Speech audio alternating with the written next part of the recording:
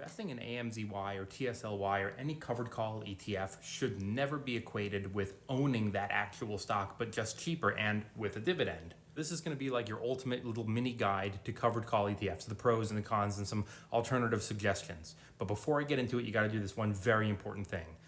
Smash the follow.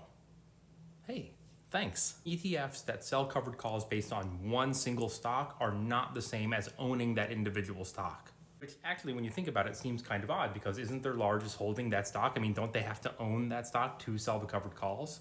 Yes. However, the person who's buying those calls has the right, but not the obligation. In other words, they don't have to do it, but they can if they want to get those shares at a predetermined price, which could be at a lower price in the future when the stock is actually at a higher price. So if you are investing in the covered call ETF that owns the shares and the shares go up dramatically, but then they get called away and the shares continue to go higher, you might not see the same move in the ETF's price. The stock could go up 30%, but your ETF might only go up a few percentage points or even not go up at all. It is incorrect to say, well, I want 100 shares of Tesla or Amazon or Nvidia, but I can't afford it, so I'll just buy 100 shares of AMZY or TSLY or something like that. By the way, these covered call ETFs generally have very high fees because there's a lot of work involved in what they're doing. So here's an example. Nvidia year to date is up 76%. The Yieldmax Nvidia Option Income Strategy ETF is only up 22% year to date.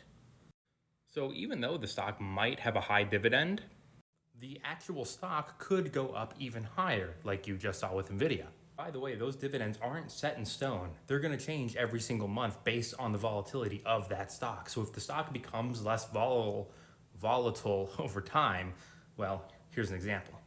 This is TSLY. It's the same thing like Nvidia, but for obviously Tesla. And you can see their dividends down here. And when the fund first started, Tesla was extremely volatile, and you could see their dividends were $2, $1.81, $1.81, $1.66. But as Tesla started to become a little bit less volatile, the dividend decreased as well.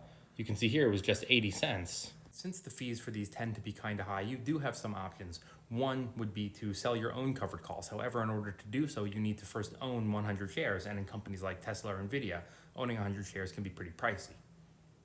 And another option would be to own both, like you have some shares in Tesla and you own TSLY for additional income. The reason that you might do this, for example, at least in my case, is I bought Tesla years ago. So I have a really low cost basis. That means the shares that I purchased it for were very low compared to where it is now. And I don't want to lose that cost basis and then have to repurchase the shares if they get called away. Oh, and also, I don't want to pay taxes on that sale if it is to happen, if my shares are to get called away. And a third option, if you liked the volatility of the stock but didn't particularly want to own it, you could just buy the covered call ETF and generate some passive income. However, it's important to note, like we talked about, that you could see your initial investment decrease in value over time.